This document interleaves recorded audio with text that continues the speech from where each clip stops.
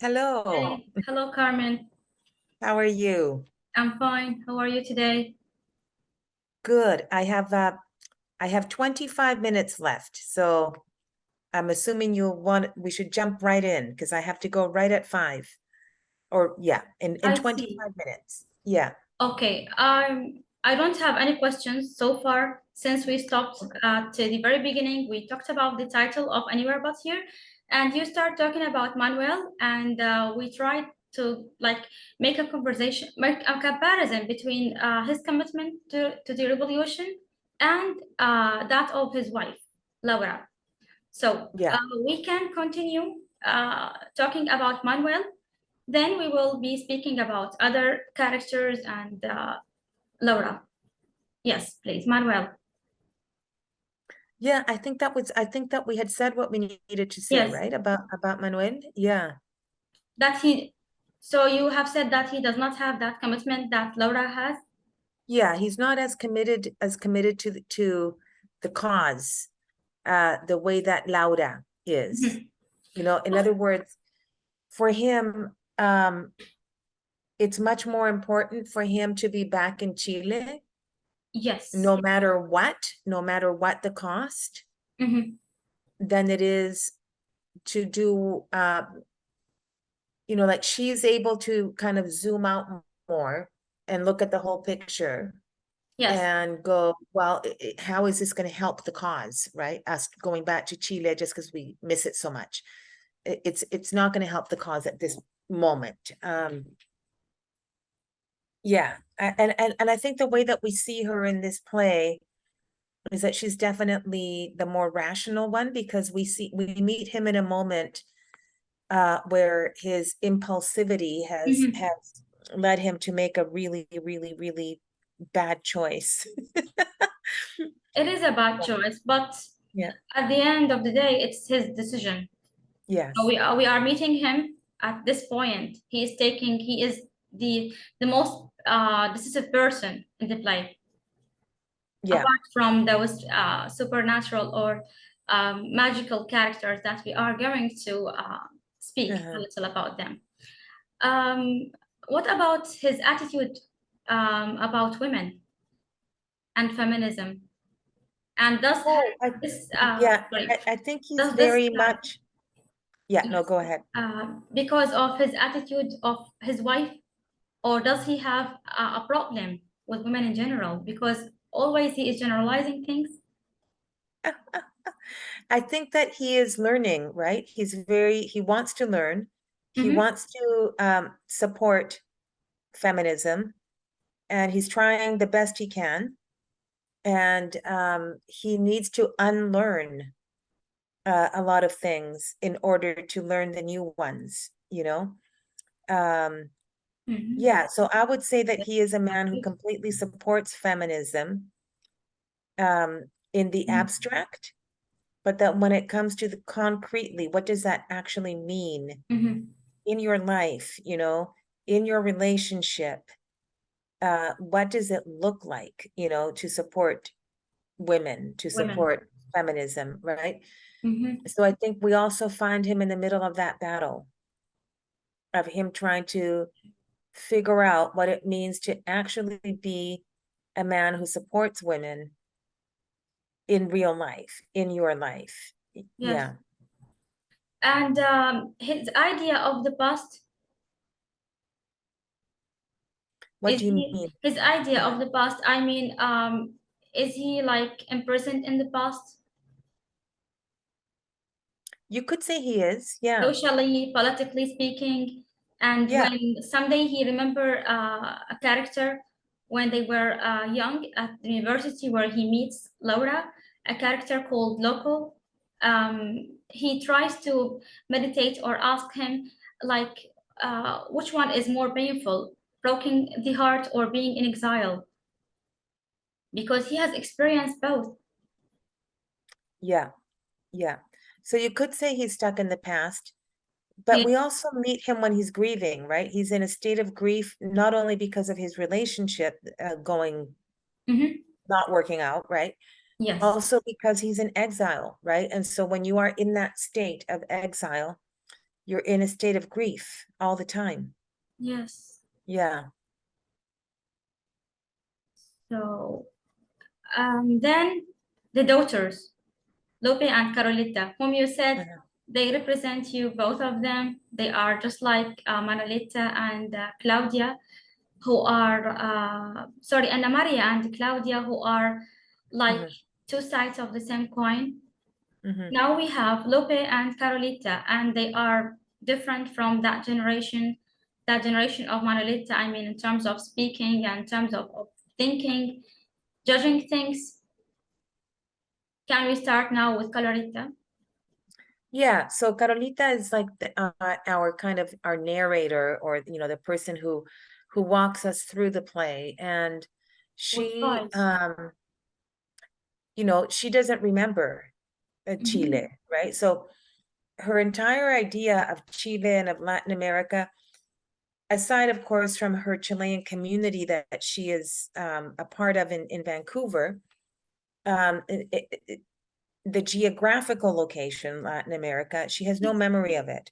Mhm. So all of her notions of it and what it is Mhm. really just based on what she hears the adults talking about and what she makes bigger in her mind, right? In her world. And so she's also, she's so in a way one could argue, because she doesn't remember, that Mhm. Canada is all she knows, right? So of course it's home for her, right?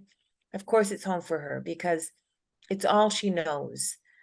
Whereas Lupe does remember, right? So Lupe has more She of has a a lot of memories about of a Chile. clash. Yeah. Yes. Yeah. So Lupe has her own memories. It's not just what the parents have talked about. Mhm. Um, but yeah, Carolita, I think is very much there's an inner battle going on for her, right? Mhm. When they reach the border, when the mother joins them, right? Mhm. Yes. All of that, I mean, and before that, when Aunt Lily comes to her, Mhm. the butterfly, right? And she thinks she can start to remember at least something, right? At least something. Is that my friend? Is that her? Is she the one that's calling me? Um, but yeah, she sees Canada as home because it is her home, and also because it's all she knows. Because she's lost all her memories, it's all she Yes. knows. Sorry, she lost her memory, you mean? Well, because she lost her memories of Chile. She doesn't have any memories of Chile, Yes. right? The opposite Canada is all of she knows. Lope. Lope always remembers and Yeah, yeah. So that was Carolita, yeah. yeah. Whereas Lupe has her own memories of Chile. Yeah. Mhm. They are similar in certain parts and they are different in others. Like the Yeah. attitude of the father, they always quarrel with him and they sometimes justify the attitude of the mother against their father's actions. But in terms of remembering and in terms of belonging to Chile and the memories that Lupe always um, tries to remember, and she describes the past people and the places, even the very single detail, even the smell of something. They are similar in the radical voice that they are speaking, especially when the father takes them and they consider that a trouble with law, and this is kidnapping. Yeah. Yeah, they're both very outspoken girls, right? And they're outspoken Mhm. because of the home they're being raised in, because of the community they're being raised in, right? So they're being raised in a community of revolutionaries, right? And so they've been taught from the very beginning, question everything, They know are. your rights, stand up for your rights, Mhm. say what you think, criticize, don't just nod your head at things. This is how they've been raised, Mhm. right? So the way they're behaving is exactly how they've been raised to behave, right? By Yes. their parents and by their community. Yeah. Though sometimes Manuel blames them for being like that, like think like children, behave like children. You don't supposed to be such and that. Yeah. Yeah, yeah. Okay, Carmen. Yeah, it's hard to be a parent of a kid like that, right? Mm-hmm. Yeah. Yeah. Then we can go back to Laura and her role in the family and her role in the play in general. Yeah. So, I mean, it's funny, right? Because we meet her at the beginning, right? When we see her in that stylized prologue, Yes, we see her making out, right, with the hippie. the hippie. Mm-hmm. Yeah. And Yes. then we hear that monologue of hers, you know, Mm-hmm. and we see that she's chasing after, like she's trying to catch up to them. But she doesn't, we don't really get to know her all that well until the end, right? When the family has that, when Yes. they're all together, right? Yes. So she is really a more of a, somebody who gets talked about a lot, more than someone we hear from a lot. But yeah, she's in the middle of her own Um, self-discovery, right? Journey of self-discovery, where she is really questioning mm-hmm. whether she was going to stay with this man for the rest of her life, right? The man that she's been with since she was so young, right? She has spent her entire adult life with this man. And she's always been a revolutionary. And now it's like, well, how does that fit with this man? How does that life Mm-hmm. fit with this particular man? You know, Mm-hmm. who is this impulsive and who Yes. I think she's realizing they are growing in different directions. Yes. Yeah. And therefore, you have raised something so important for me. I really find it difficult to judge Laura. Sometimes, at the beginning, when the first time I read the text, I felt like she is the feminist voice, and maybe she is not to be blamed. And as a woman, she wanted to live her life and to experience love and all that stuff. But later on, when I focused in the text, I really find difficulty in judging her, just because of the reason that you have just raised, that we rarely hear from her, we hear about her. Yeah, yeah, Why? because the play is really focused on the father-daughter relationships. You know, and a lot of the feedback that I got when the play went up and when, when people would read it is that it's very rare. It's very Mhm. rare to see that relationship on stage or on screen. A father with two Who take young care? girls, right? Mhm. And he's not abusing them or anything like that, right? Like so Yes, often when you see that kind of a relationship he has been front and patient. center, yeah, like when you see that relationship front and center on screen or on stage, often it's problematic, right? It's like the father has been abusive to the girls in some Mhm. way. And Yes. in this case, he's not, right? He's of course he's taken them and thrown them in the car, which is not, Abusive in a way. probably not the best thing to do. Yeah. Mhm. But that's not what it's about, their relationship. Like what we see is we're seeing a very complicated relationship between two young girls and their dad, Mhm. It is. but they're not talking about, oh, he Yes. abused me or he hit me or he abandoned me. He doesn't abandon them, Though they right? sometimes complain as children and as Yeah, people who are yeah. having that rebellious voice, when the young man with the guns meets Caloretta, she Mhm. tells him that our dad kidnaps us and try to just like free us, or told him Uh-huh. to go back to the north. Yeah. But yeah, the thing about this particular relationship that we're seeing on stage Mm-hmm. is that he's not a father who has abandoned them or rejected them or hit Yes, them or sexually yes. abused them, right? They are the most important thing to him. Mm-hmm. And the play is meant to be about the father and the daughters. It's not meant to be about the whole family, Mm-hmm. which is why the mother character is not as present in the play Yes, as the father character. yes. So it also, I have this idea just right now. It can break also the stereotype of the patriarchal society in a way Yeah, I think because of so, because Manuel. we're meeting this man who is the most important thing to him are his children and being a parent, right? Being a father. Mm-hmm. And he's also trying to be trying to understand and really understand and really trying to be supportive of the women's movement, of feminism. And that means him having to unlearn a lot of the stuff that he has learned in his life in He is regards not to. selfish. Well, I A mean, again, he's a very complicated character because you could argue that he is selfish, right? That grabbing his children and throwing them in the car and taking them south against their will is super selfish, right? But what I like about him is that he's very complicated. Like he does all these things, but we still, and this we can still like forgive, him. We love him. yes, this can forgive his selfishness, Yeah, part of, and his standing with the voice of women or feminism can yeah, also erase that yeah, level of selfishness in his character.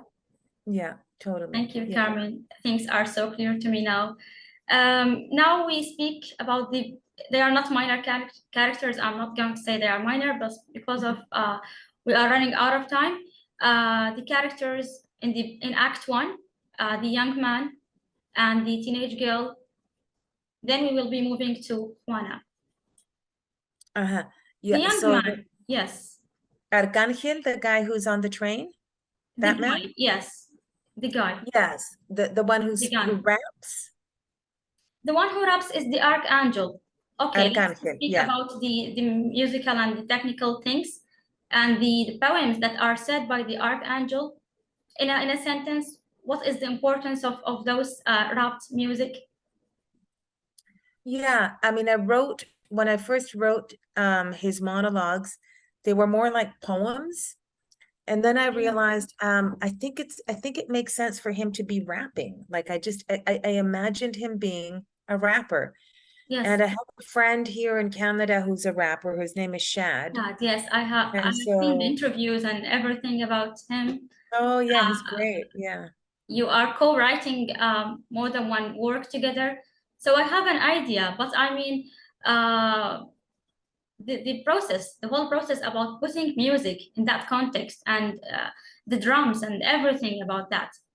What does it add? Only musicality or something, or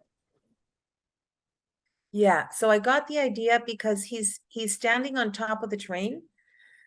And I was thinking about the sound of the train, right? The sound that the train is making, so when he's talking to us, that sound, right? Which creates a uh-huh. rhythm, made Yes. me think about, oh, he's actually more like, it's like spoken word poetry, right? And then I went, maybe it's rap, because So I kept listening it in my makes kind brain. of harmony, that rapping music and with the sound of the train, you mean? Yeah. So the idea came to me organically, right? Like Mhm. as I was thinking about where is he? Well, he's on top of a moving train. Yes. So that would make his body move in a certain way because he has to find his balance constantly, right? Mm-hmm. So he would be kind of moving. And then the sound of the train, which creates a rhythm, would Oh, also affect the rhythm of his speech, yes. the body and the sound of the train. So it is fitting to have it in that form, in that musical form. Yeah, And the drums, what they do they represent certain culture? sure. Yeah. Yeah. Which culture? I mean, they Well, I are mean, put to be meant to somebody when you say rather drums, than which drums are you referring to? Because I know there were drums in different parts of the play. mostly Um, all of them. Why there's so always drums playing and right, yeah. So those are Argentinian what does it drums. create on the stage? What does this create? Yeah.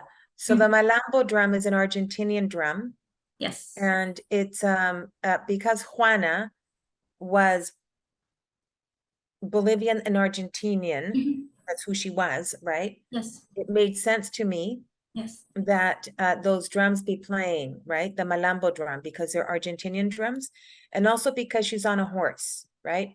And the Mhm. malambo drum is very much connected to the gaucho, which is like the Yes. Argentinian cowboy who's on a horse. Mhm.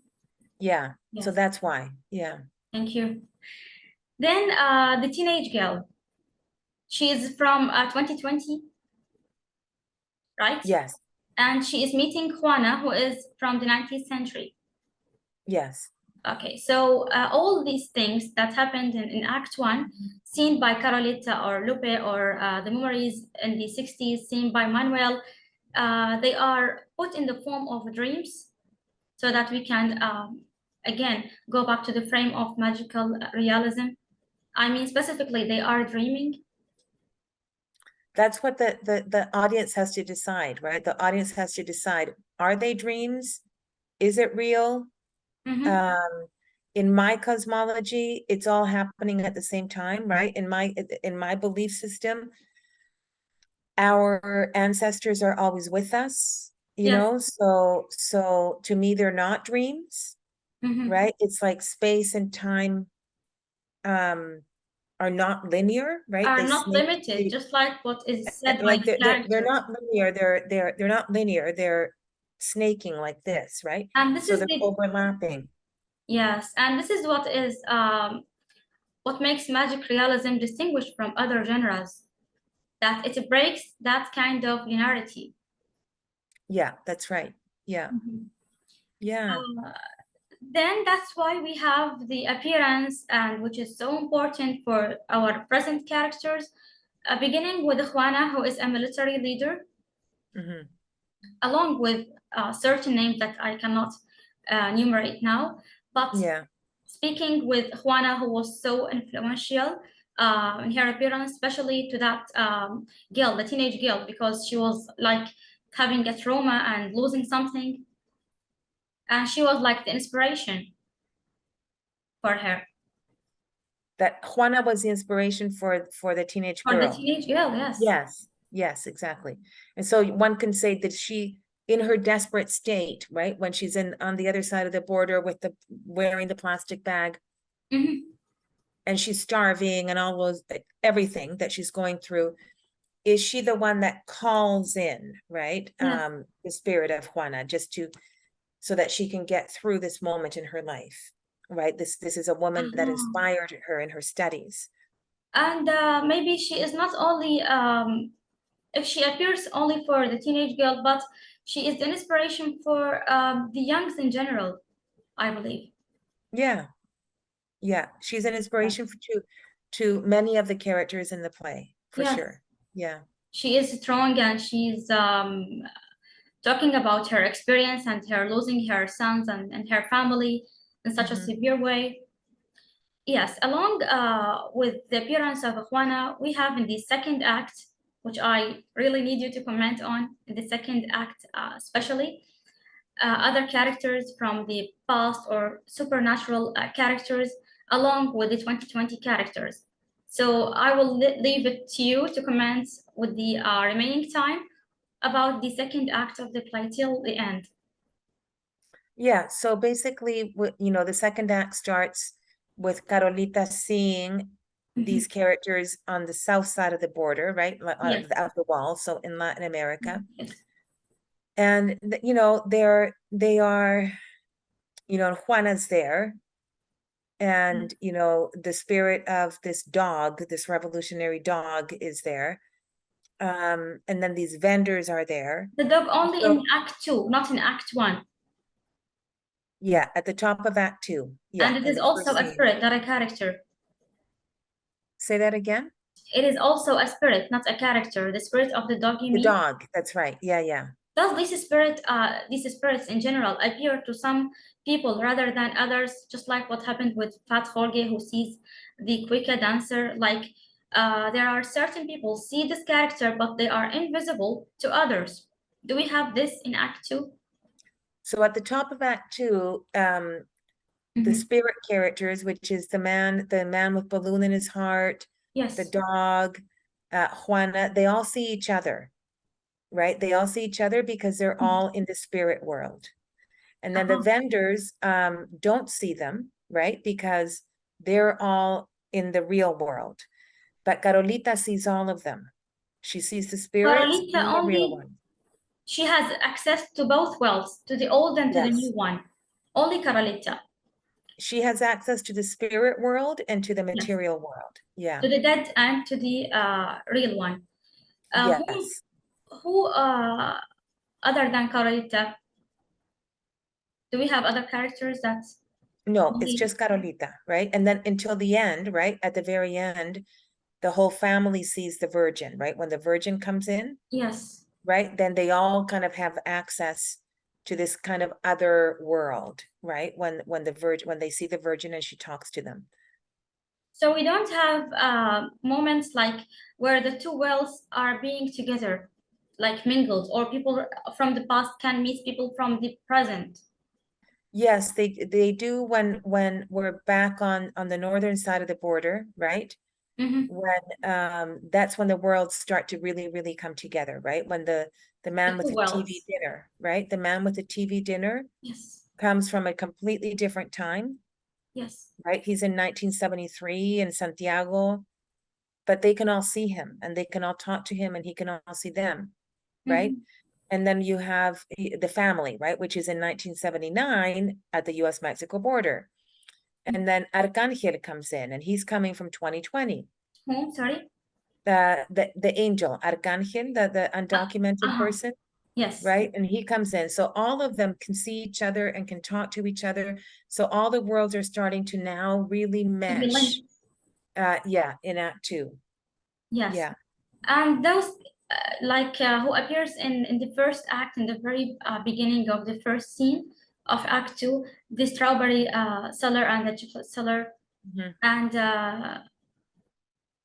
the man with the balloon in his heart, right? mhm. Yes. Can you also talk to me about their origins? Especially, they are not historical characters, right? They are not historical. No, so So we so need, basically, yes, the man with balloon in his heart, he's like a typical kind of undocumented migrant worker, right? That works as a farm worker in the United States. yes, And because that job is so hard, uh-huh, and I'm sure he's also been through a lot of grief and pain. mm-hmm, You know, he dies of a heart attack at the age of 30, but mm-hmm, his spirit immediately goes back to the South because that's where he always really wanted to be, right? And then the chiclet vendor and the strawberry seller and the floor waxer, all of them, they just represent the working poor of Latin America, right? The mass, you know, that there's millions and millions and millions of people in Latin America who work very hard as vendors or at very, you know, low paying jobs, you know. yes, So I wanted them to be represented in the play. And they're either, you know, right there being vendors, like trying to find people to sell stuff to, mm-hmm, or if they're trying to make it to the North, it's not because they believe in the American dream or anything like that. no, it's They're work, just looking for work, right? They just yes, go where the work is. yes, to continue. Yeah. So they are different from, let's say, the refugee hotel, the social worker, and Villanelle, and the receptionist. They are really working class people, and they have their influence on our present characters because they represent like models or pioneers. Sorry, who does? Which, I mean, they are different from the outsiders of the refugee hotel, for example. We have dealt with oh yeah, completely different. different origins, different reasons to their Yeah, appearance in the play, and also different yeah, influence that they left in the characters and in us as readers. yeah, Like it is striking once you read their names, which is really which are really symbolic in a way. Each one of their names has a real story. That's why I asked you about their yeah, history, since they are not yeah, historical leaders or something. They are ordinary people who are trying to find their real place. yeah, yeah. I have to go now because I have Okay. another commitment, but it's been so great to meet you and to work with you. Thank you, Carmen. It Yeah. is really an honor to me. You have honored me. Yeah. And I really thank you. You have been so patient with me and so Oh, supportive. no, it's good. Thank you Yeah. so much. Thank you so much. And thank you for being interested in my work. It means so much to me. Thank you so much. Yeah. I hope you will enjoy reading the thesis, and I Yeah. hope we will have another meetings in the future. Yeah. I Wishing hope you so all the too. best. Yeah. Thank you so much. Thank you, and stay in touch. Hopefully we will. Thank you, Okay. Carmen. Goodbye. Goodbye. Bye. Goodbye.